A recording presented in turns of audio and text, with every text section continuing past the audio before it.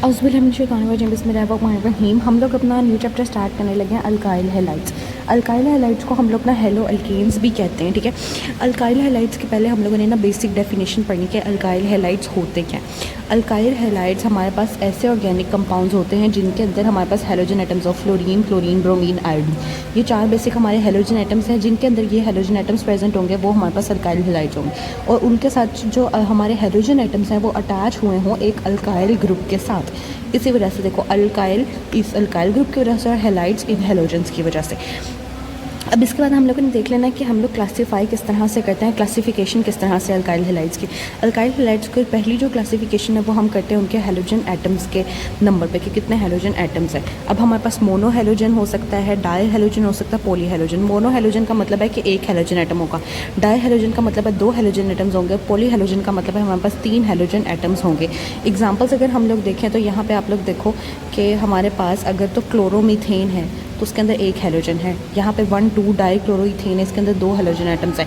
यहाँ पे हमारे पास क्लोरोफॉर्म है, इसके अंदर हमारे पास 3 या 4 हमारे पास जो कार्बन टेट्रा क्लोराइड है इसके अंदर हमारे पास 4 हैलोजन्स हैं, ठीक है। इसके अलावा हम लोग ये इस बेस पे इनको क्लासीफाई कर सकते हैं कि कार्बन एटम जो है वो कितने हैं, किस कार्बन एटम पे वो अटैच है। अगर तो वो प्राइमरी कार्बन पे अटैच है तो हम लोग उनको प्राइमरी अल्काइल हैलाइड करेंगे। इसी तरह वो सेकेंडरी पे, टर्शरी पे, किसी पे भी अटैच हो सकते हैं, ठीक है। जो प्राइमरी वाला है वो प्राइमरी कार्बन से अटैच होगा, जो सेकेंडरी है वो सेकेंडरी कार्बन से अटैच होगा, जो टर्शरी है वो टर्शरी कार्बन से अटैच होगा, ठीक है। और इसकी एग्जांपल्स अगर हम लोग देखें, एग्जांपल्स में हम लोग देखते हैं जैसे कि क्लोरोमीथेन है, ये प्राइमरी कार्बन के साथ अटैच है। यहाँ पर 2 क्लोरोप्रोपेन है, ये सेकेंडरी के साथ, यहाँ पर ये टर्शरी के साथ अटैच है। अब यहाँ पर आप लोग देखो कि हमारे पास प्राइमरी कार्बन का कॉन्सेप्ट मैंने आपको पिछले लेक्चर में दिया था, तो आपको वो होगा जैसे यहाँ पे ये जो है ना, ये किसी भी लाइक कह लो कि ये वाला कार्बन आगे मज़ीद किसी कार्बन से अटैच नहीं है, ठीक है। और ये भी प्राइमरी होगा, ये वाला हमारा ये भी प्राइमरी है। जैसे ये आगे एक कार्बन से अटैच है, प्राइमरी है। अब ये हमारे पास सेकेंडरी है, ये आगे 2 कार्बन से डायरेक्टली कनेक्टेड है। ये टर्शरी है, ये आगे 3 कार्बन से डायरेक्टली कनेक्टेड है। और इनमें हैलोजन हमारे पास chlorine, bromine, fluorine and iodine हमारे हैलोजन्स है। अब हमने देखना है कि हमारे पास और अल्काइल हैलाइड्स की क्या क्या टाइप्स हैं। सबसे पहले हम लोग देखते हैं मिथाइल हैलाइड्स हैं, इथाइल हैलाइड्स हैं, फिर हमने हायर होमोलॉग्स देखने हैं। अच्छा, मिथाइल हैलाइड्स वो होते हैं जिनके अंदर हमारे पास एक कार्बन हो, उसके साथ कोई हैलोजन लगा हो, जैसे क्लोरोमीथेन, जैसे यहाँ पे ब्रोमोमीथेन भी हो सकती है, फ्लोरोमीथेन भी हो सकती है, ठीक है। अगर हम लोग हैलोजन को चेंज कर दें। इथाइल हैलाइड्स होते हैं कि 2 कार्बन के साथ एक हैलोजन लगा हो, जैसे ये ये हमारे पास है क्लोरोइथेन, ठीक है। अब ये इसमें देख लो हमारे पास इथेन उसके साथ लगाओ। अब इसी तरह हमारे पास हाइयर जो होते हैं उनके अंदर जैसे एक क्लोरो जो है वो प्रोपेन के साथ लगा हुआ, प्रोपेन का कार्बन नंबर है जी 3 हमारे पास, ठीक है। यहाँ पे हमारे पास इनके स्ट्रक्चर हैं। यहाँ पे आप देखो ये मिथाइल क्लोराइड का स्ट्रक्चर है, ये इथाइल फ्लोराइड का स्ट्रक्चर है, ये हमारे पास आइसो का मतलब होता है कि वो ब्रांच में लगा हुआ है, ठीक है। अब यहाँ पे देख लो ये हमारे पास सेकेंडरी ब्यूटाइल ब्रोमाइड है, ठीक है, क्योंकि ये सेकेंडरी कार्बन पे लगा हुआ है। ये देखो यहाँ से ये वाला जो कार्बन है ये आगे 2 मज़ीद कार्बन से अटैच है, ठीक है। इसी तरह यहाँ पे भी आप देख सकते हो ये जो कार्बन है आगे 3 कार्बन से अटैच है, तो ये टर्शरी इसका स्ट्रक्चर होगा। अब हम एक समरी इसकी देख लेते हैं कि हम लोगों ने देखना है कि नंबर क्या है हमारे पास। अगर हम लोग नंबर की टाइप पे इसको क्लासीफाई करें तो हमारे पास मोनो हैलोजन आता है, डाई हैलोजन आता है, पॉली हैलोजन आता है। एग्जाम्पल्स यहाँ पर हमारे पास लिखी हुई हैं, जैसे कि क्लोरोमीथेन है, 1,2 डाई क्लोरोफॉर्म जो है उसमें ज़्यादा होते हैं। कार्बन की टाइप पे अगर हम लोग क्लासीफाई करें तो हमारे पास प्राइमरी, सेकेंडरी और टर्शरी होते हैं, 3 तरह के होते हैं। ये मैंने आपको समझा दिया, ठीक है, कि प्राइमरी कार्बन, सेकेंडरी, टर्शरी कौन सा होता है। अल्केन की टाइप पे हम लोग देखें तो मिथाइल हो सकता है, इथाइल हो सकता है, ये दोनों सबसे ज़्यादा बेसिक हैं। और इससे ज़्यादा हायर होमोलॉग्स भी हो सकते हैं, प्रोपेन हो सकता है, ब्यूटेन हो सकता है, पेंटेन हो सकता है, हेक्सेन हो सकता है, हेप्टेन हो सकता है, ऑक्टेन हो सकता है, ठीक है। आगे इससे कुछ भी जितना भी हम बढ़ते जाएँ वो सारे हो सकते हैं। अब हमने देखना है कि हम लोगों ने नोमेनक्लेचर इसका किस तरह से करना है, हमने नंबर कैसे करना। IUPAC नेम के सिस्टम के अकॉर्डिंग हम लोगों ने इनको नंबर करना, ठीक है। और हम लोग कॉमन नेम्स भी यूज़ कर सकते हैं जो सिंपलर कंपाउंड्स हैं। सबसे पहला हमारा जो प्रोसेस है ना वो बिल्कुल सेम है कि हमने सबसे पहले ना जो लॉन्गेस्ट कार्बन की चेन है ना उसको सिलेक्ट कर लेना। सबसे पहले आइडेंटिफाई करो कि लॉन्गेस्ट चेन कौन सी है। जब लॉन्गेस्ट चेन आपको मिल जाए तो फिर आपने उस चेन को नंबर करना है, उसके नंबर्स आपने लगाने हैं, ठीक है। इस तरह से हमने नंबरिंग करनी है कि जो हमारा हैलोजन का एटम है उसका जो नंबर है वो लोएस्ट पॉसिबल नंबर है, यानी कि हैलोजन को जैसे 1, 2 सबसे लोएस्ट नंबर दिया जाए। फिर हमने क्या करना है कि पोजीशन और जो नेम बता रहे हैं उस हैलोजन का, वो हैलोजन हमारा फ्लोरो, क्लोरो, ब्रोमो, आयोडो, इनमें से कौन सा है, और फिर उसकी हम लोगों ने पोजीशन बनानी। कार्बन नंबर 1 पे उसकी पोजीशन लगी है, 2 पे लगी है, 3 पे लगी। फिर हमने क्या करना है, हम लोगों ने जो उसका नंबर है ना और जो उसका सब्सटीट्यूएंट उसके साथ अटैच है उसको हम लोगों ने प्रॉपर नंबरिंग करनी है, ठीक है। जितने भी सब्सटीट्यूएंट्स अटैच हैं, जो हमारे पास हेलोजन अटैच है, उसको नंबरिंग करनी है। फिर हम लोगों ने ये मेक श्योर करना है कि हम जो भी नंबरिंग कर रहे हैं सब्सटीट्यूएंट्स की वो अल्फ़ाबेटिकल ऑर्डर में हो, ये ठीक है। और हम लोगों ने जो हमारे प्रीफिक्सेस है ना, डाई ट्राई, इनको नहीं हम लोगों ने देखना, हम लोगों ने बेसिकली देखना है जो हमारा इथाइल है, मिथाइल है, इन सब की नंबरिंग हम लोगों ने इनके अल्फ़ाबेटिक ऑर्डर में करनी। डाई ट्राई टेट्रा वगैरह को हम लोगों ने नहीं देखना, ठीक है। जैसे यहाँ पे हम लोग देखते हैं तो ये जो है हमारे पास क्लोरोमीथेन है, ये हमारे पास ब्रोमोइथेन है। अब हम लोगों ने देखो कि जो हाइड्रोजन का नाम है वो पहले लिखा, ठीक है। यहाँ पे हमारे पास 2 क्लोरोप्रोपेन है, हम बता रहे हैं कि जो क्लोरो है वो 2 कार्बन पे लगा हुआ है। यहाँ पे हमारे पास 2 क्लोरो लगे हुए हैं तो हम लोग कह रहे हैं 1,2 डाई क्लोरो इथेन, यानी कि एक इथेन है उस पर पोजीशन नंबर 1 और पोजीशन नंबर 2 पे 2 क्लोरीन लगे हुए हैं। फिर यहाँ पे हमारे पास 2 पे ब्रोमो लगा हुआ है, 1 पे क्लोरो लगा हुआ है। इसको भी हमने अल्फ़ाबेटिकली ऑर्डर में किया। देखो BA-BC होता है ना इस तरह से, तो B से ब्रोमो पहले लिखो और क्लोरो जो है वो बाद में लिखो, ठीक है। फिर यहाँ पे हम लोगों ने देखना कि हमारे पास जो कॉमन नेम्स हैं वो क्या क्या हैं। कॉमन नेम्स हम लोग किस तरह से बनाते हैं, कॉमन नेम्स हम इस तरह से बनाते हैं कि हम लोग पहले अल्काइल ग्रुप जो लगा हुआ उसका नाम लिखो। जैसे मिथाइल का ग्रुप लगा हुआ तो मिथाइल का नाम लिखो। फिर उसके आगे जो भी हेलाइड लगा हुआ है ना उसकी जगह पे आप लोग क्लोराइड, ब्रोमाइड, आयोडाइड, फ्लोराइड ये नाम लिख लो। जैसे मिथाइल क्लोराइड हमारा कॉमन नेम है। अब ये बात आपने अपने दिमाग में बिठा लेनी है कि IUPAC नेम ये है क्लोरोमीथेन और उसी सेम अल्काइल हैलाइड का जो कॉमन नेम है वो है मिथाइल क्लोराइड। ये डिफरेंस याद रखना है आपने। इसके अलावा हम लोगों ने देखना है कि हम लोगों ने जो पॉली हेलोजन कंपाउंड्स हैं उनकी नेमिंग या किस तरह से करनी है। सबसे पहले हम लोगों ने करना है कि उनका पेरेंट चेन सेलेक्ट करनी है। जो सबसे हमारा नेमिंग में सबसे पहला स्टेप होता ही है कि हम लोगों ने जो पेरेंट चेन है ना उसको सिलेक्ट करना है। फिर हम लोगों ने नंबर करना है कि जो चेन है वो किस तरह से, उसमें कितने कार्बन्स हैं, और हम लोगों ने इस तरह नंबरिंग देनी है कि हमारा जो हेलोजन है उसको सबसे कम नंबर मिले। फिर हम लोगों ने क्या करना है, हम लोगों ने प्रीफिक्सेस यूज़ करना है मल्टीपल हेलोजन्स के लिए।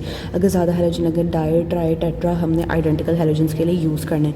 अब यहाँ पे अगर हम लोग इसका समरी टेबल देखें तो हमारे पास जैसे है ब्रोमोमीथेन है, मिथाइल इस कॉमन नेम्स अभी आप छोड़ो। अभी आप ये देखो जैसे हमारे पास यहाँ पे आयोडो पहले लिखो, फिर ट्राई क्लोरो के कितने हेलोजन्स है उसको हम लोगों ने पहले मेंशन करना है। जैसे टेट्रा क्लोरो के यानी कि 4 क्लोरीन है, और यहाँ पे हम लोगों ने मीथेन जो आगे हमारा कंपाउंड है उसका नाम लिख देना, ठीक है।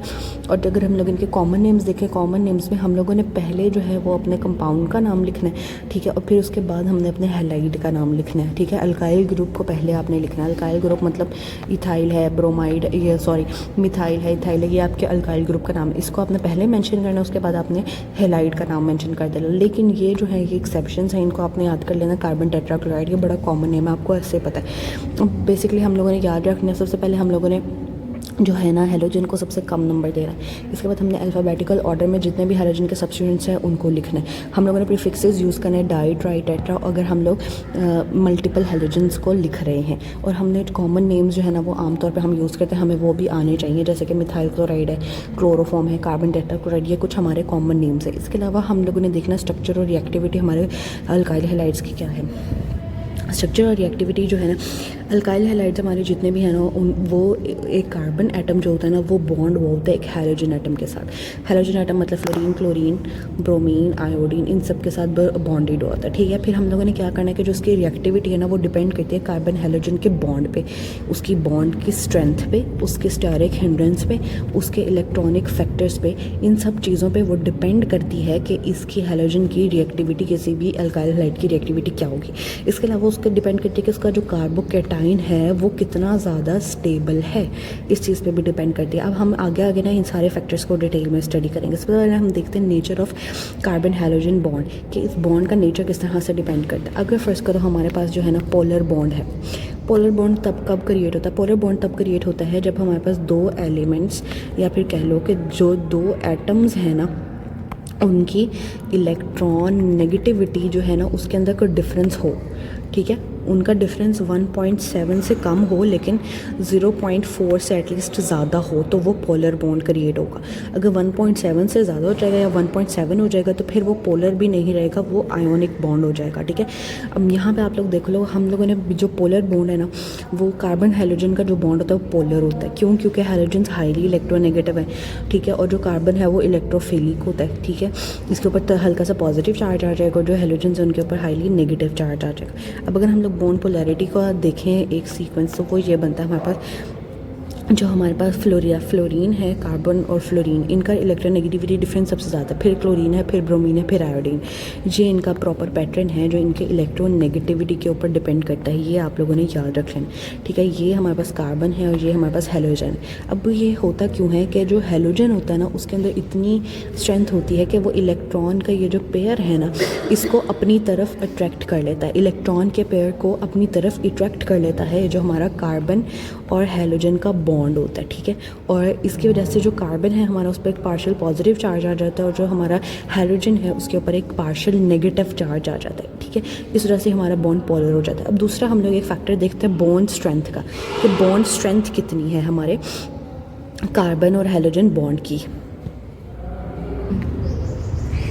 अच्छा, बॉन्ड स्ट्रेंथ के बारे में आपको बता रही थी। बॉन्ड स्ट्रेंथ जो है ना वो हमारी डिक्रीज़ करती रहती है जैसे हम डाउन द ग्रुप जाते हैं, ठीक है। अब बॉन्ड स्ट्रेंथ सबसे ज़्यादा होती है हमारे पास किसमें, आयोडीन में, फिर ब्रोमाइड में, फिर हमारे पास क्लोरीन में और फिर फ्लोरीन में, ठीक है, ब्रोमीन में, सॉरी। अब यहाँ पे अब आप ये देख लो, ये हमारे पास जो प्रॉपर है ना पैटर्न होता है जो बॉन्ड स्ट्रेंथ के अकॉर्डिंग होता है। अब देखो, जो हमारे पास ये वाले बॉन्ड हमारे पास है ना, कार्बन और आयोडीन का जो बॉन्ड है वो बहुत ज़्यादा कह लो कि वीक बॉन्ड होता है। अब ये वाला जो हमारे पास है ना, ये हमने बॉन्ड स्ट्रेंथ के अकॉर्डिंग रिएक्टिविटी का ट्रेंड दिए, यानी कि हम लोग इस बॉन्ड स्ट्रेंथ के अकॉर्डिंग कह रहे हैं स्ट्रेंथ तो इसकी सबसे ज़्यादा होगी लेकिन रिएक्टिविटी सबसे ज़्यादा इसकी होगी। क्यों?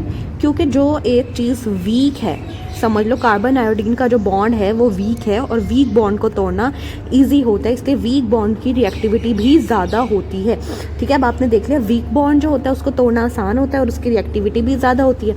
अब लेकिन अब हम लोगों ने क्या किया कि हम लोगों ने इसको स्टडी किया उसकी बॉन्ड इंथाल्पी के ऊपर, ठीक है।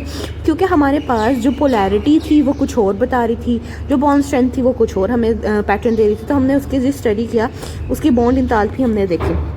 बॉन्ड इंथाल्पी हम जब देखते हैं तो वीकेस्ट बॉन्ड जो हमारे पास आता है वो हमारे पास कार्बन और आयोडीन का आता है, ठीक है, ये भी वीकेस्ट है। और स्ट्रॉन्गेस्ट बॉन्ड जो आता है वो हमारे पास आता है जी कार्बन और फ्लोरीन का। तो अब हम सबसे ज़्यादा हाईली रिएक्टिव जो होगी वो हमारे पास होगी कार्बन और आयोडीन, हाईली रिएक्टिव होगी क्योंकि इनका बॉन्ड तोड़ना बहुत ईजी होगा और ये इसी वजह से बॉन्ड तोड़ना ईजी है, इसी वजह से ये हमारे पास हाईली रिएक्टिव होंगे, ठीक है। ये चीज़ आपने याद रखी है। इसके अलावा हम लोगों ने देखना है कि और मज़ीद क्या फैक्टर्स हैं जो इसकी रिएक्टिविटी को इफेक्ट करते हैं। सबसे पहले जो है ना वो हमारे पास एक फैक्टर है स्टेरिक हिंड्रेंस का, ये इफेक्ट करता है। जो प्राइमरी अल्काइल हैलाइड्स हैं ना वो ज़्यादा रिएक्टिव होते हैं SN2 रिएक्शंस में। Primary alkyl halides SN2 reactions में ज़्यादा रिएक्टिव होते हैं और जो टर्शियरी अल्काइल हैलाइड्स हैं वो SN1 में फेवर करते हैं और SN1 में वो क्या होते हैं, ज़्यादा रिएक्टिव देते हैं। ये आपने बस याद रखना है। क्यों? क्योंकि उनकी स्टेरिक हिंड्रेंस जो होती है वो हाई होती है। स्टेरिक हिंड्रेंस मैंने आपको पिछले लेक्चर्स में भी पढ़ाया हुआ है, आपका बेसिक कॉन्सेप्ट मैंने बताया हुआ, लेकिन यहाँ मैं आपको फिर से पढ़ाऊँगी। देखो, स्टेरिक हिंड्रेंस का मतलब क्या होता है। स्टेरिक हिंड्रेंस का मतलब होता है कि जब भी हम किसी केमिकल रिएक्शन को इस वजह से ब्लॉक करें कि कोई बल्की ग्रुप आ जाए और वो जो रिएक्टिव सेंटर है ना किसी भी एटम का, ठीक है, वहाँ पे बल्की ग्रुप जो है ना वो एक रेजिस्टेंस पैदा कर दे, बल्की ग्रुप उसको कवर कर ले, तो इससे क्या हो जाएगा कि जो न्यूक्लियोफाइल्स हैं जिन्होंने आके अटैक करना है और उस रिएक्शन को प्रोसीड करवाना है, कार्बन को अप्रोच करना है, वो अटैक ही नहीं कर पाएंगे। इस चीज़ को हम लोग बोलते हैं स्टेरिक हिंड्रेंस। अब इसका इफेक्ट SN2 रिएक्शन पे क्या होगा। SN2 रिएक्शन जो है ना वो बैक साइड से अटैक करता है। अगर मोर बल्की ग्रुप होगा, बहुत ज़्यादा बल्की ग्रुप होगा, तो उससे क्या होगा, हमारे पास हिंड्रेंस ज़्यादा होगी, ठीक है, और हमारे पास बहुत स्लो रिएक्शन होगा या तो रिएक्शन होगा ही नहीं। रिएक्टिविटी का ऑर्डर अगर हम लोग देखें SN2 रिएक्शन के लिए तो वो ये है, मिथाइल सबसे ज़्यादा रिएक्टिव, फिर प्राइमरी, फिर सेकेंडरी और टर्शियरी जो है वो लीस्ट एक्टिव होगा SN2 रिएक्शंस में।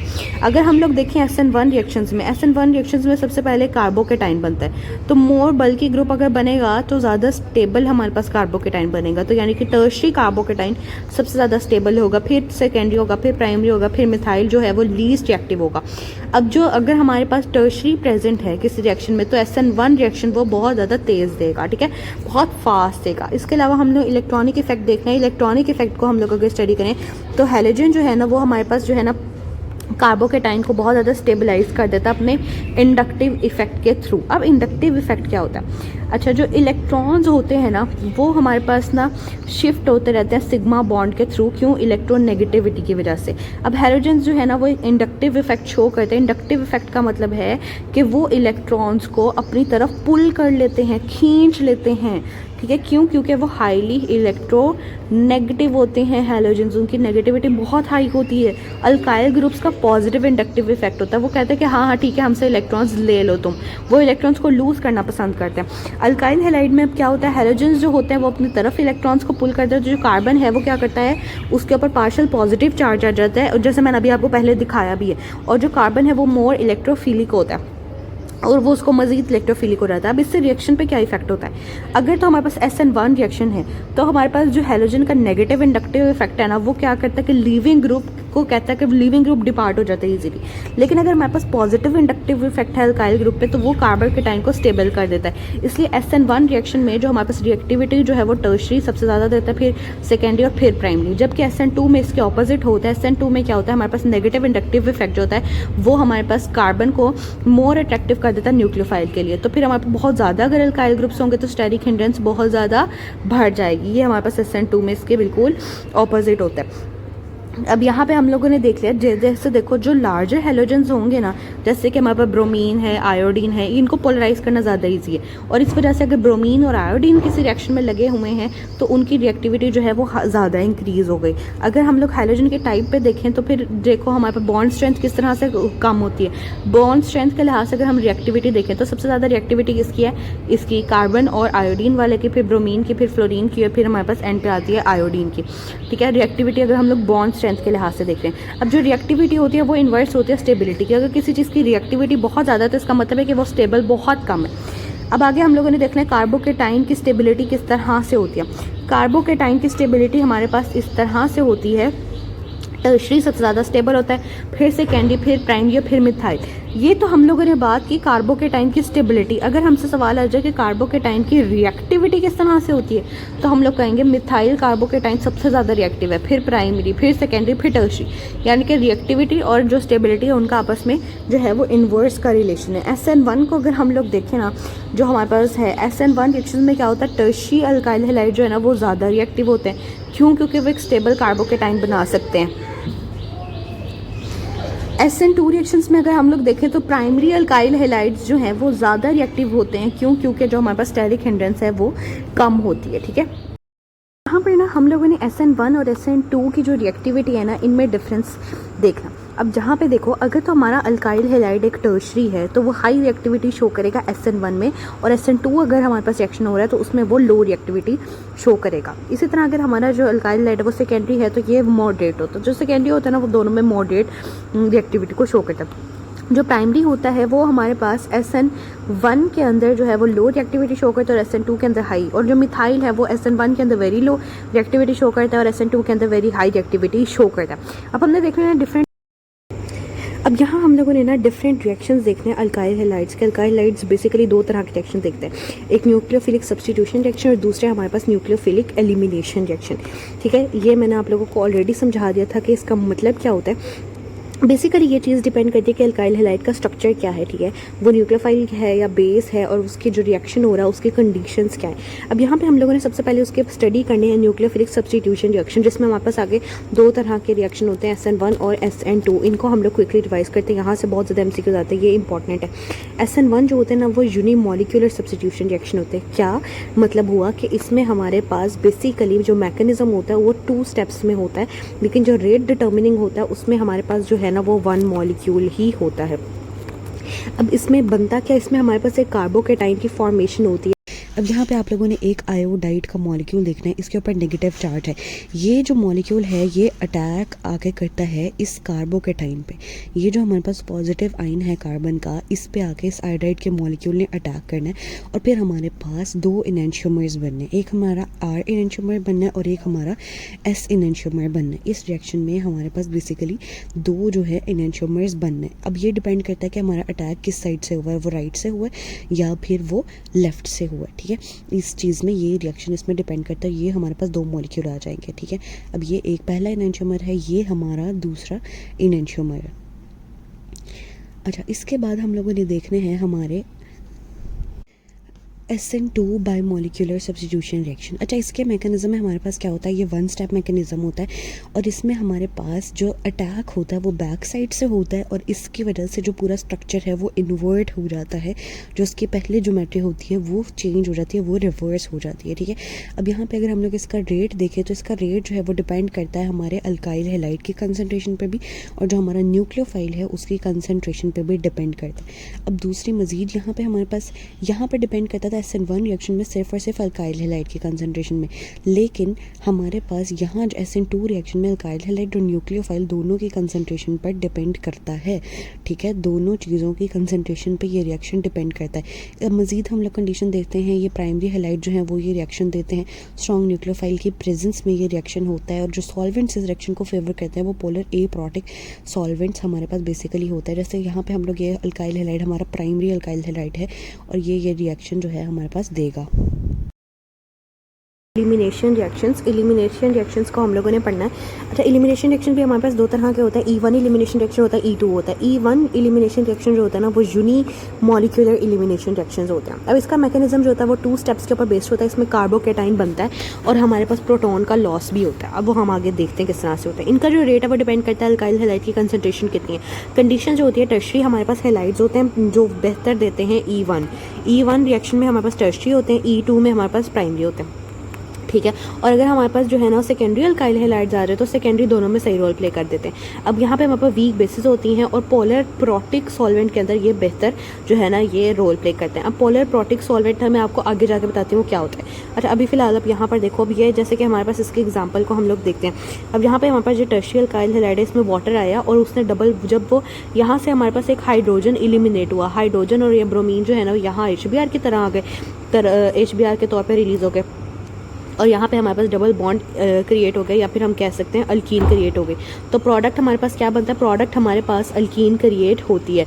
इसके मैकेनिज्म के अंदर हमारे पास जो ब्रोमाइड आयन है ना वो लीव करता है और हमारे पास जो है ना कार्बोकेटाइन की फॉर्मेशन होती है। अब यहाँ पे हम देखते हैं कि वाटर जो है ना वो एक बीटा हाइड्रोजन के ऊपर से बीटा हाइड्रोजन को रिमूव कर लेता है। यानी कि वाटर का क्या मकसद है, वाटर ने अटैक करना है और एक बीटा हाइड्रोजन को रिमूव कर लेना, जिससे हमारे पास एक डबल बॉन्ड बन जाएगा। डबल बॉन्ड बनने का मतलब है कि हमारे पास एक अल्कीन की फॉर्मेशन हो जाएगी। जैसे यहाँ पर देखो बीटा हाइड्रोजन कौन सी होती है, पहले हम लोगों ने वो समझना है। हमारे पास ना जो हैलोजन के साथ डायरेक्टली लगा हो ना, ठीक है, वो हमारे पास होता है अल्फा कार्बन। ठीक है, और जो उसके साथ वाला कार्बन होता है वो हमारे पास होता है बीटा कार्बन। अब बीटा कार्बन के साथ जो हाइड्रोजन लगी होती है वो होती है बीटा हाइड्रोजन।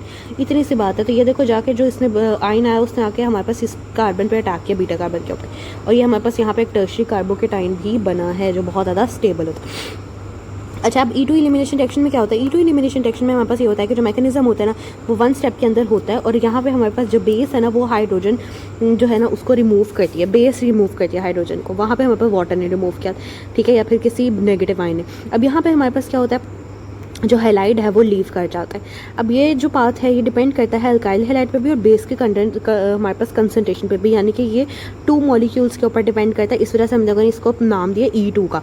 और यहाँ पे हमारे पास कंडीशन देखें तो प्राइमरी जो और जो सेकेंडरी हैलाइड्स है वो ज़्यादा अच्छा रोल प्ले करते हैं और हमारे पास बल्कि जो बेस होती है उसका ग्रुप बड़ा बल्कि होता है। और यहाँ पे हमारे पास जो सॉल्वेंट होता है वो हमारे पास पोलर एप्रोटिक सॉल्वेंट होता है। पोलर एप्रोटिक सॉल्वेंट और प्रोटिक क्या होता है ये मैं आपको आगे जाके बताती हूँ। अभी हमने इनका जब कंपेरिजन पढ़ते हैं तब मैं आपको डिटेल में बताती हूँ। अब जैसे यहाँ पे हमारे पास देखो ये हमारे पास प्राइमरी अल्काइल हैलाइड है, ये हमारे पास बेस है और प्रोडक्ट हमारे पास क्या आता है एंड पे, प्रोडक्ट हमारे पास इसमें भी अल्कीन ही आ रहा है, डबल बॉन्ड ही क्रिएट हो रहा है। ठीक है, यहाँ पे भी हमारी जो बेस है वो बीटा हाइड्रोजन से इलेक्ट्रॉन को रिमूव, बीटा हाइड्रोजन को रिमूव करवाएगी, बेस ने रिमूव करवाना है और फिर क्या हो जाएगा, डबल बॉन्ड क्रिएट हो जाएगा। डबल बॉन्ड क्रिएट होने का मतलब है अल्कीन क्रिएट हो जाएगी। ठीक है, और जो ब्रोमीन है वो लीव कर जाएगा, वो पूरे जो है हमारे पास मटीरियल उसको लीव कर देगा। यहाँ पे अब हमने ज़ेटिव्स रूल देखना है। अब जो हमारे पास ज़ेटिव्स रूल है ये हमें ये बताता है कि जब भी हमारे पास कोई एलिमिनेशन रिएक्शन होता है तो उसमें जो मोर सब्स्टिट्यूटेड अल्कीन है, ऐसा अल्कीन जिसके ऊपर ग्रुप्स ज़्यादा अटैच हों वो हमारे पास मेजर प्रोडक्ट आता है और जिसके पास कम ग्रुप्स अटैच हो वो हमारे पास माइनर प्रोडक्ट होता है। अब जैसे ये देखो ये ट्राई सब्स्टिट्यूटेड है, इसके ऊपर हमारे पास 3 चीज़ें ऐड हो रही हैं तो ये मेजर प्रोडक्ट होगा। ज़्यादा से ज़्यादा हमारे पास ये ट्राई सब्स्टिट्यूटेड वाला बनेगा और जो जिसके ऊपर हमारे पास सिर्फ 2 चीज़ें अटैच हो रही है हमारे पास माइनर प्रोडक्ट होगा, ये डाई सब्स्टिट्यूटेड होगा। अब यहाँ पे हम लोगों ने सब्स्टिट्यूशन और एलिमिनेशन का आपस में कंपैरिजन देखना है। देखो SN1 के अंदर हमारे पास 2 स्टेप होता है और इसमें कार्बोकेटाइन बनता है, ठीक है। SN2 1 स्टेप होता है और यहाँ पे हमारे पास जो कार्बोकेटाइन जो है वो नहीं बनता, ठीक है। अब यहाँ पे आ जाओ E1 में भी कार्बोकेटाइन बनता है, यानी कि आप ये देख लो जो दोनों 1-1 वाले हैं उनमें कार्बोकेटाइन बनता है और यहाँ पे हमारे पास जो है ना एक ही या इसमें हमारे पास कार्बोकेटाइन नहीं बनता। अब लेकिन हमारे पास SN2 और E2 में क्या चीज़ कॉमन है, इनमें ये चीज़ कॉमन है कि कंसनट्रेटेड होते हैं और यहाँ पे हमारे पास बेसिकली एक ही स्टेप पे 2 मॉलिक्यूल्स होते हैं, 2 मॉलिक्यूल्स। इसी वजह से हमने इनका नाम E2SN2 ये वर्ड इसी जिसको रिप्रेजेंट कर रहा है कि रेट डिटर्मिनिंग स्टेप में 2 मॉलिक्यूल्स है, यहाँ पे भी, लेकिन इन दो में एक मॉलिक्यूल है, ठीक है। अब यहाँ पे आ जाओ, अगला स्टेप हम लोग देखते हैं कि ये टर्शरी अल्काइल हैलाइड्स को में फेवर होते हैं और यहाँ पे जो न्यूक्लियोफाइल है वो वीक होता है। इसी तरह जो E1 है वो टर्शरी अल्काइल हैलाइड्स में और हमारे पास जो वीक बेसिस की प्रेजेंस में होता है, ठीक है। अब हम लोग इधर देखते हैं, यहाँ पे जो SN2 है और जो E2 है ये प्राइमरी या सेकेंडरी अल्काइल हैलाइड्स की प्रेजेंस में होता है। यहाँ पे SN2 के अंदर हमारे पास स्ट्रॉन्ग न्यूक्लियोफाइल लगता है और यहाँ पे E2 में हमारे पास जो है वो स्ट्रॉन्ग बेस लगती है। अब आ जाओ हमारे पास पोलर प्रोटिक सॉल्वेंट्स क्या होते हैं, पोलर एप्रोटिक क्या होता है, मैं आपको इसका कॉन्सेप्ट देती हूँ।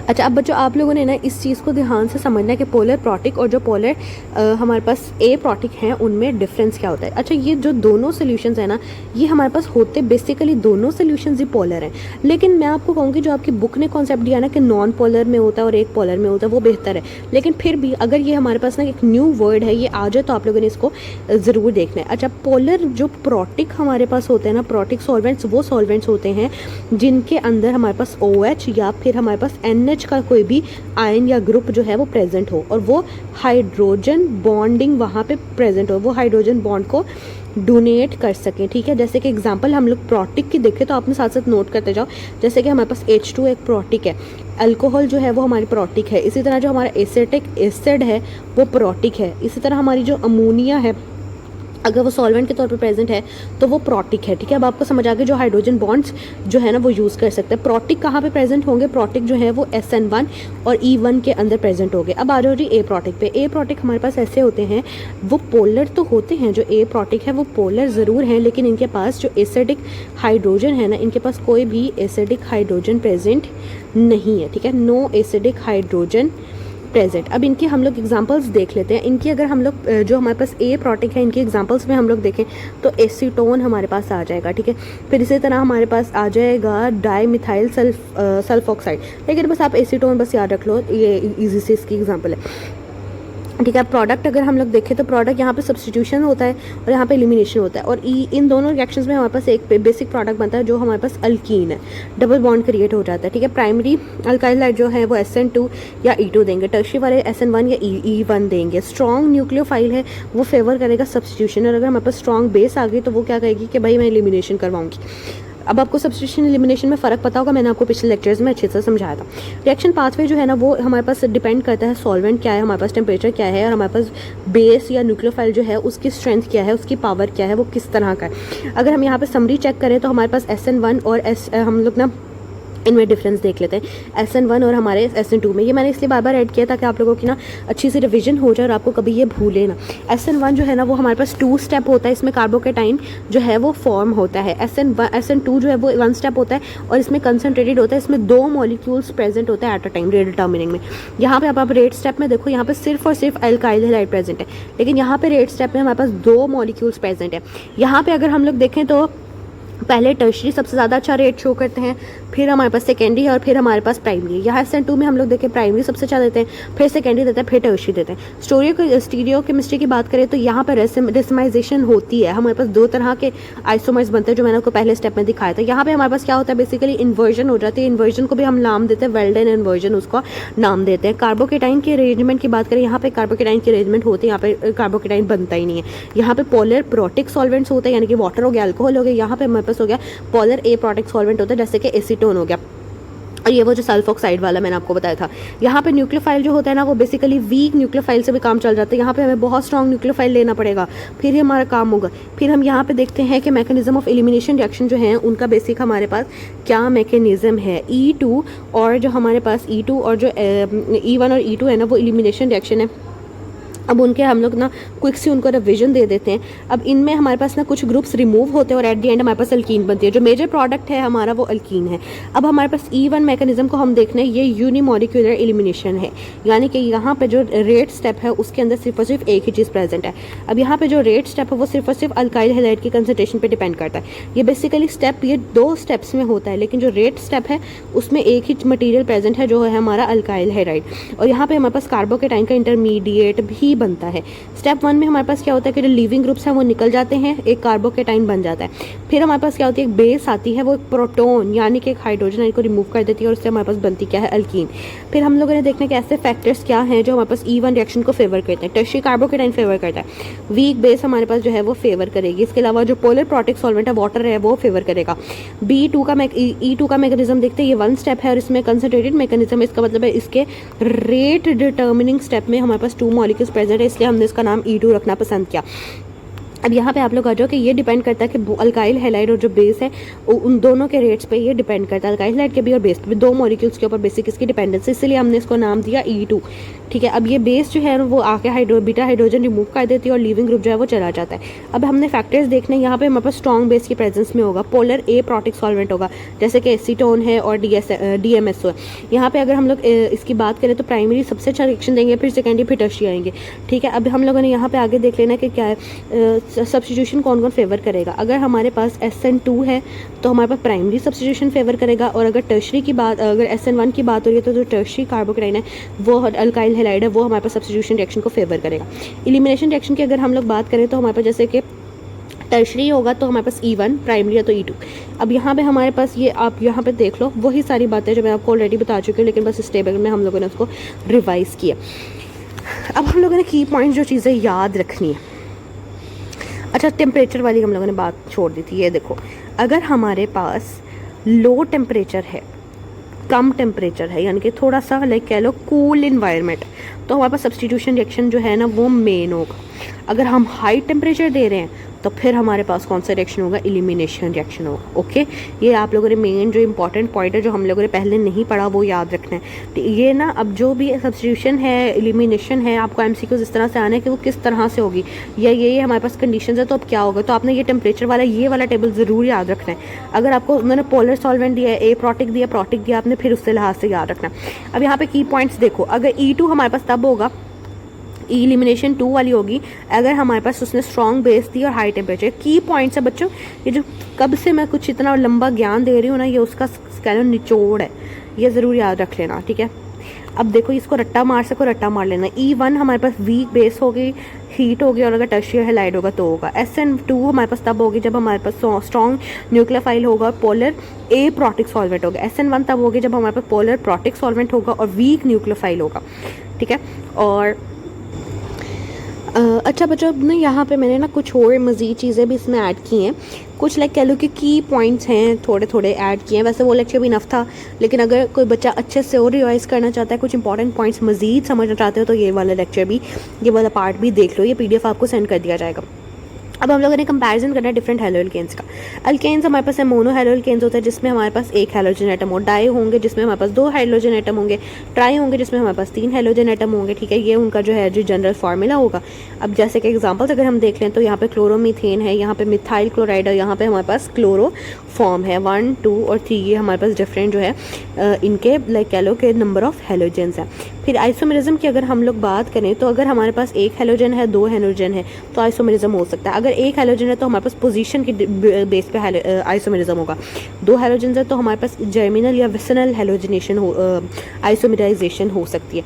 लेकिन जो अगर हमारे पास 3 हैलोजन आ गए तो उस तरह से ना आइसोमेराइजेशन उस तरह से नहीं हो पाएगी। ठीक है, यहाँ पे अगर हम लोग डाई हैलोअल्केन्स की बात करें तो हमारे पास 2 तरह के होते हैं, एक जेमिनल होते हैं और एक हमारे पास विसिनल होते हैं। विसिनल जो होता है उसमें ना कार्बन जो होता है ना जो हैलोजन होता है ना वो हमारे पास एडजेसेंट कार्बन पे लगा होता है, लेकिन जो जेमिनल होता है ना वो हमारे पास जो होता है ना एक ही कार्बन के ऊपर, जैसे ये कार्बन है ना इसके ऊपर यहाँ पे भी ब्रोमीन लगा होगा, यहाँ पे भी ब्रोमीन लगा होगा, ये हमारे पास है जेमिनल। विसिनल की अगर हम लोग बात करें, विसिनल में हमारे पास जैसे ये कार्बन है, ये कार्बन है, इस पर भी फ्लोरीन, इस पर भी समझ लो क्लोरीन लगा हुआ, इस पर भी समझ लो क्लोरीन लगा हुआ, ये विसिनल होता है। ठीक है, अगर रिएक्टिविटी की बात करें तो सबसे ज़्यादा जो हमारे पास रिएक्टिव होता है वो मोनो हैलो अल्केन्स होते हैं। ये हमारे पास जैसे जैसे हैलोजन बढ़ता जाता है तो क्राउडिंग बढ़ती जाती है और स्टेबिलिटी बढ़ती जाती है। जब स्टेबिलिटी बढ़ती जाती है तो जो रिएक्टिविटी है वो कम होती जाती है। अगर हम लोग समरी की बात करें तो यहाँ पे मोनो हैलो अल्केन्स जो सिंपलेस्ट होते हैं, इनके पास एक हैलोजन होता है। डाई हैलो अल्केन्स 2 हैलोजन होते हैं, जेमिनल भी हो सकता है, विसिनल भी हो सकता है। ट्राई हैलो अल्केन्स जो है ना वो 3 हैलोजन वाले होते हैं और ये क्लोरोफॉर्म जैसा है जिसकी एग्जांपल है। अगर अब ना हमारे ना एमसीक्यूज में बड़ा अब वो पूछते हैं जेमिनल, डाई हैलो अल्केन्स और जो विसिनल है। अब बच्चों को ना इनका स्ट्रक्चर नहीं समझ आता। देखो जो हमारे पास जेमिनल होगा ना उसमें एक ही कार्बन के ऊपर 2 हैलोजन लगे होंगे। जैसे ये मेरा एक कार्बन है, यहाँ पे जो मर्जी लगाओ बाहर में जाए। अब यहाँ पे अब देखो इस कार्बन के ऊपर यहाँ पे एक हैलोजन लगा होगा एक खाने पर। ये वाला जो है स्ट्रक्चर इसको हम लोग कहेंगे जेमिनल, ठीक है। और अगर मेरे पास इस तरह का स्ट्रक्चर है कि ये है यहाँ पे क्लोरीन लगा हुआ है, यहाँ पे क्लोरीन लगा हुआ है। अब ये देखो 2 एडजेसेंट कार्बन है जिसके ऊपर हैलोजन्स लगे हुए हैं, तो मैं इसको कहूँगी कि ये है विसिनल। ओके, ये इनका जो स्ट्रक्चर है यहाँ पे आप लोग इनका जनरल फार्मूला भी देख सकते हो। अब ये जो हैलोजन्स है वो एक ही कार्बन पे लगे हुए हैं, यहाँ पे हैलोजन 2 नेबर्स पे लगे हुए हैं, 2 हमसायों पे लगे हुए हैं, ठीक है। ये हमारे पास जो एग्जाम्पल है 1,1 डाईक्लोरोइथेन और इसके एग्जाम्पल है हमारे पास 1,2 डाईक्लोरोइथेन। इसका मतलब है कि जो क्लोरो यहाँ लगा हुआ वो एक ही कार्बन पे बार बार लगा हुआ है और यहाँ पे मतलब है कि एक 1 पे लगा हुआ है क्लोरो, दूसरा क्लोरो इस पे लगा हुआ है, ठीक है। अब यहाँ पे अगर हम लोग फॉर्मेशन की बात करें, ये हमारे पास ना अल्काइन से बनते हैं और जब हम डायोल की डिहाइड्रेशन करते हैं उससे बनते हैं। ये हमारे पास तब बनते हैं जब हम कोई भी अल्कीन पकड़ते हैं और उसकी हेलोजिनेशन करवाते हैं। जब हम एक अल्कीन लेते हैं डबल बॉन्ड वाली, उसकी हेलोजिनेशन करवाते हैं तो हमारे पास एक यहाँ पे अटैच हो जाता है और एक यहाँ पे हेलोजन अटैच हो जाता है ड्यूरिंग प्रोसेस। इस यहाँ पे डबल बॉन्ड खत्म हो जाता है तो ये हमारे पास जो है ना विसिनल डायहैलाइड्स बन जाते हैं और यहाँ पे हमारे पास जेमिनल डायहैलाइड्स बन जाते हैं। जेम का मतलब होता है कि सारे एक ही कार्बन पे, विसिनिटी का मतलब होता है एक दूसरे के साथ साथ नेक्स्ट टू ईच अदर, जो हमने अभी विसिनल देखे थे। अब हम लोग ना कार्बन जो हमारे अल्काइल हैलाइड्स है ना उनकी ना स्टेबिलिटी और जो रिएक्टिविटी है ना उसको कंपेयर कर लेते हैं। सबसे अब हम देखते हैं स्टेबिलिटी ऑफ अल्काइल हैलाइड्स। जो स्टेबिलिटी है ना वो रेफर करती है कि कितनी इजीली हम लोग कार्बन और हाइड्रोजन का बॉन्ड तोड़ सकते हैं, ठीक है। यानी कि ये अगर तो मैं एक मिनट में गलत बोल दिया, कॉन्सेप्ट सही है लेकिन मैंने आपको समझा गलत दिया। देखो स्टेबिलिटी का मतलब है कि हम कितनी आसानी से बॉन्ड तोड़ेंगे, उसमें हमें कितनी मुश्किल हो रही है। अगर देखो फर्स्ट करो कोई एक बॉन्ड है कार्बन और हाइड्रोजन के दरमियान, हम उसको बहुत ईजी से तोड़ पा रहे हैं, इसका मतलब है कि वो लीस्ट स्टेबल है। और अगर हमें तोड़ने के लिए बहुत हाई एनर्जी देनी पड़ी है तो वो हमारा मतलब है कि वो बॉन्ड बहुत स्ट्रॉन्ग है। अब ये डिपेंड करता है, अब जो स्टेबिलिटी है वो डिपेंड करती है बॉन्ड की स्ट्रेंथ पे और उसका हैलोजन जो उसके साथ भाई लगा हुआ है उसका साइज़ क्या है, कितना बड़ा है वो। अब यहाँ पे अगर हम लोग बॉन्ड स्ट्रेंथ की बात करें तो हम लोग देखते हैं कि जो सबसे स्ट्रॉन्ग है वो हमारे पास है कार्बन फ्लोरीन का बॉन्ड, फिर क्लोरीन का, फिर ब्रोमीन का, फिर आयोडीन का, ठीक है। अब कार्बन जो फ्लोरीन का जो बॉन्ड है वो बहुत मजबूत है, क्यों? क्योंकि बॉन्ड बहुत छोटा है, फ्लोरीन का स्ट्रक्चर छोटा है। देखो हम लोग अगर इनको इस तरह से लिखें तो ऐसे इनका स्ट्रक्चर बनता है ना, एज अ ग्रुप अगर इन लिखें फ्लोरीन, क्लोरीन, ब्रोमीन, आयोडीन, ठीक है। अब ये नीचे जाते जाते साइज़ जो है वो बड़ा हो रहा है। अगर फ्लोरीन का इतना साइज़ है तो ये बड़ा बड़ा बड़ा होता जा रहा है, ठीक है। अब फ्लोरीन छोटू साइज़ का तो ये स्टेबल बॉन्ड बनाएगा, यहाँ पे जो बॉन्ड बन रहा है वो शॉर्ट है, वो हाई अच्छा ओवरलैप कर रहा है, बॉन्ड एनर्जी बहुत ज़्यादा है। कार्बन आयोडीन का बॉन्ड बहुत वीक है, लॉन्ग बॉन्ड है क्योंकि आयोडीन का साइज़ बहुत बड़ा है, पुअर ओवरलैप है और बॉन्ड एनर्जी भी कम है। तो हमारे पास स्टेबिलिटी सबसे ज़्यादा हुई किस में? स्टेबिलिटी फ्लोरीन में, फिर क्लोरीन, फिर ब्रोमीन, फिर आयोडीन। हाँ लेकिन रिएक्टिविटी की बात करो तो आयोडीन की रिएक्टिविटी सबसे ज़्यादा है। क्यों ज़्यादा है? क्योंकि आयोडीन का बॉन्ड तोड़ना ईजी है। रिएक्टिविटी पे आ जाओ, रिएक्टिविटी डिपेंड करती है कि हमारे कौन सा रिएक्शन है, हम लोग किस रिएक्शन को लाइक कह लो कि डील कर रहे हैं। हमारे पास न्यूक्लियोफिलिक सब्सटीट्यूशन रिएक्शन है, एसएन रिएक्शन है या फिर इल्यूमिनेशन रिएक्शन है। SN1 रिएक्शन में हमारे पास कार्बोकेटाइन की स्टेबिलिटी पे डिपेंड करता है। अब हमारे पास ऑर्डर क्या है? हमारे पास वही जो मैंने भी आपको सारी चीज़ें हम वही रिवाइज कर रहे हैं। जैसे यहाँ पे हमारे पास टर्शरी है, फिर हमारे पास प्राइमरी है, सेकेंडरी है, फिर हमारे पास प्राइमरी है, फिर मिथाइल है। यहाँ पे हमारे पास देखो SN2 में क्या होता है, SN2 जो है ना स्टेरिक हिंड्रेस पे डिपेंड करता है। अगर तो कम क्राउड है तो फिर हमारे पास रिएक्टिविटी ज़्यादा होगी। जैसे मिथाइल के अंदर भाई क्राउड ही नहीं है, बहुत कम क्राउड है, तो रिएक्टिविटी ज़्यादा होगी SN2 रिएक्शन में। अब हम लोग देखते हैं कि जो डिफरेंट हैलोजन हैं उनका हमारे पास लीविंग इफेक्ट क्या हो रहा है, उनका इफेक्ट क्या हो रहा है। जितना हमारे पास जो है ना वो एक अच्छा लिविंग ग्रुप है ना, उतना रिएक्शन जो है ना वो तेज़ होगा। यानी कि अगर वो अच्छे से छोड़ के जा रहा है, लिविंग ग्रुप अच्छा है, वो जल्दी से निकल रहा है, तो हमारे पास रिएक्शन बहुत तेज़ होगा। अगर हमारे पास देखो अब लिविंग ग्रुप हम लोग इनको कंपेयर करते हैं, आयोडीन सबसे अच्छा लिविंग ग्रुप है, यानी कि आयोडीन के साथ जो रिएक्शन होगा वो सबसे फास्ट होगा, फिर ब्रोमीन के साथ, और फ्लोरीन के साथ रिएक्शन बहुत फास्ट नहीं होगा। क्यों? क्योंकि फ्लोरीन तो बहुत स्ट्रॉन्ग लिविंग ग्रुप है, ये तो लीव ही नहीं करना चाहता भाई, ये कहता है मैं नहीं हिल रहा अपनी जगह से, कर लो जो करना है। तो फ्लोरीन के साथ जो रिएक्शन है वो सबसे ज़्यादा स्लोएस्ट होगा।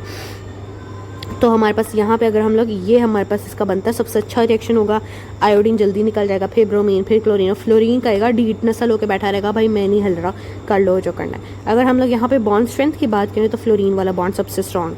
अगर हम लोग वैसे लिविंग ग्रुप की बात करें तो आयोडीन सबसे अच्छा लिविंग ग्रुप है और फ्लोरीन सबसे गंदा लिविंग ग्रुप है। हम SN1 की रिएक्टिविटी की बात करें तो टर्शियरी सबसे अच्छा रिएक्ट करते हैं। SN2 की रिएक्टिविटी की बात करें तो मिथाइल सबसे अच्छा रिएक्ट करता है। ठीक है, अब हम लोग आगे देख लेते हैं। जितना बॉन्ड स्ट्रॉन्ग होगा वो उतना ज़्यादा स्टेबल होगा, लेकिन रिएक्टिव कम होगा। अगर बॉन्ड हमारा कमज़ोर है, वीक है, तो वो बहुत कम स्टेबल होगा और रिएक्टिव बहुत ज़्यादा होगा। अगर हमारे पास स्टेरिक हिंड्रेंस जो है वो बहुत ज़्यादा है, तो फिर स्टेरिक हिंड्रेंस बुरी है या बैड है SN2 के लिए, लेकिन SN1 रिएक्शन के लिए स्टेरिक हिंड्रेंस फ़ायदेमंद है। SN1 में हमारे पास ज़्यादा हम लोग किसको प्रेफर करते थे? टर्शियरी को। यहाँ पे हम लोग किसको प्रेफर कर रहे थे? मिथाइल को या फिर प्राइमरी को। जितना अच्छा लिविंग ग्रुप होगा उतना रिएक्शन हमारा तेज़ होगा, और जितना बुरा लिविंग ग्रुप होगा उतना रिएक्शन स्लो होगा। अगर हम लोग रिएक्टिविटी ऑफ अल्काइल हैलाइड्स की बात करें तो वो डिपेंड करते हैं बॉन्ड एनर्जी पे, बॉन्ड की स्ट्रेंथ को। रिएक्टिविटी इन्वर्स होती है बॉन्ड स्ट्रेंथ पे। बॉन्ड जितना मजबूत होगा, उल्टा लिखा हुआ यहाँ पे, बॉन्ड जितना वीक होगा वो उतना ज़्यादा रिएक्टिव होगा, या फिर अगर हम कह रहे हैं कि जितना ज़्यादा मजबूत होगा उतना कम रिएक्टिव होगा।